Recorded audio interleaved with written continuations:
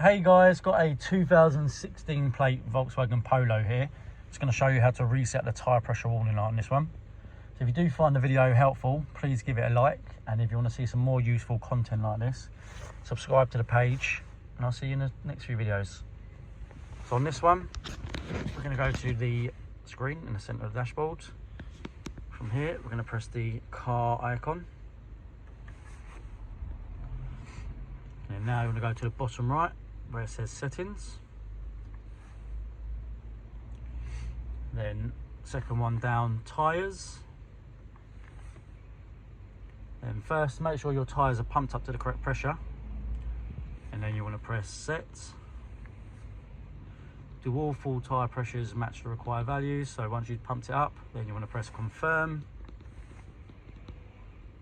Tyre pressure stored. And that's it.